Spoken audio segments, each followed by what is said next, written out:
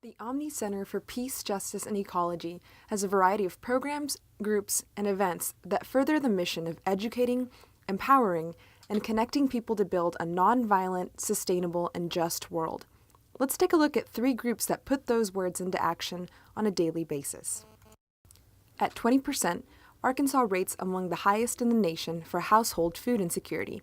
Meanwhile, across the country, 40% of our food ends up being thrown away or composted before its expiration date. Co-founders Alyssa Snyder and Aaron Shelton spent many nights on their porch brainstorming on how they could help grow a healthier community. The solution was simple: redistributing healthy food to those who need it, otherwise known as care cropping. Aaron and Alyssa launched their ideas at the Dig In Food and Farming Festival in March 2012, and with the help of OMNI's fiscal sponsorship, Seeds That Feed took off. Last July, they unveiled their newest tool to help continue their mission, a box truck they've retrofitted into the region's first ever mobile produce pantry. The conversion of the truck was made possible by a $30,000 grant from the Walmart Foundation. Armed with the pantry on wheels, they headed to Hillcrest Towers, a low-income, senior citizen apartment complex in downtown Fayetteville, where residents were able to take fresh produce in the truck. They also handed out free cook boxes, or their version of cookbooks filled with recipes and instructions on how to prepare the donated produce. Similar events highlighting healthy food solutions were held at local low-income apartment complexes and senior centers. Seeds That Feed also picks up leftover market produce to deliver to local food pantries and community meals. While most of the produce distributed is donated from the Fayetteville Farmers Market, locals with extra produce from their gardens have also donated to the program. Let's fast forward to today and take a look at Seeds That Feed's numbers now. 34 farmers have donated produce totaling 46,652 pounds, with 6,169 pounds of produce donated just this past season.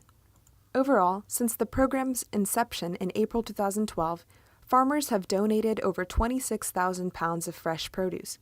Seeds That Feeds shows how together we can build bridges and grow solutions in our own backyard.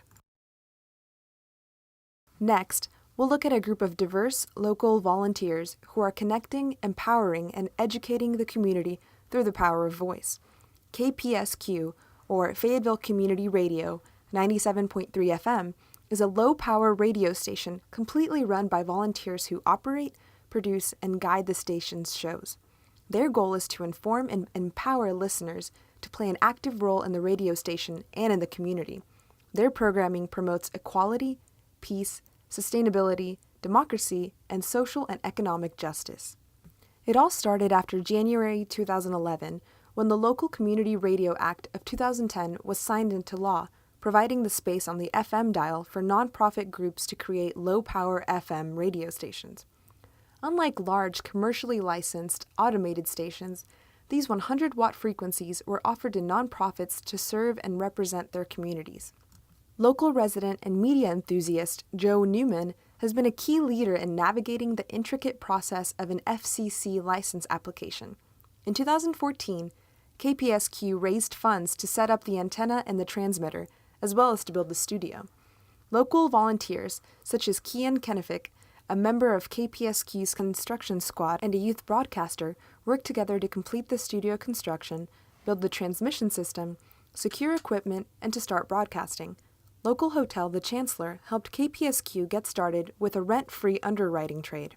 Community radio allows the people to not just be passive consumers, but teaches them to be the media, speaking to their neighbors about things that matter to them.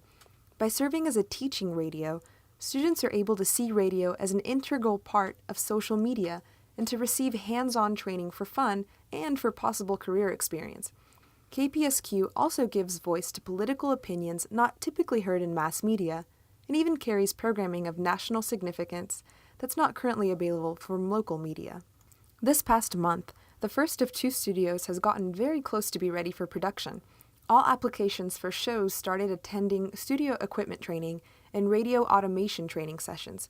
In a time when we are all making efforts to go local when consuming anything from radishes to records, KPSQ allows our community to communicate locally as well. With a creative economy as rich as ours in Fayetteville, it's now that much easier to lend an ear to local musicians, poets, authors, and personalities.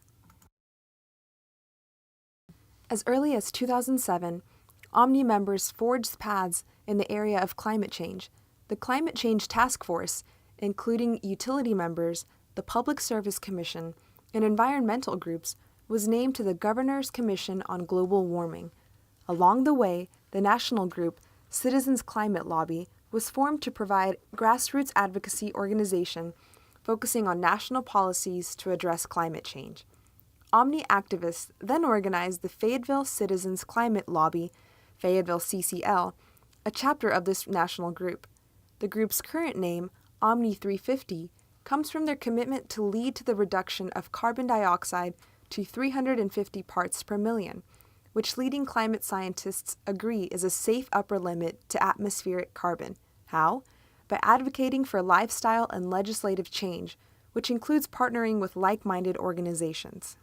Though their name has changed over the years, their core mission has stayed the same: to educate Arkansans about current realities of climate change, to take actions to prevent further harm to the ecosystem, and to develop strategies for adaptation to climate change. One of the greatest accomplishments of the group is the funding and completion of a study that documents the efficacy of a viable method for reducing carbon emissions in Arkansas.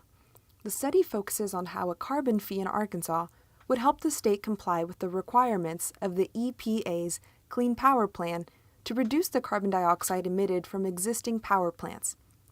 The study determined that the carbon fee method of controlling carbon emissions would reach the EPA requirements, requiring the state of Arkansas to reduce carbon emissions by 36% below 2005 levels by the year 2030.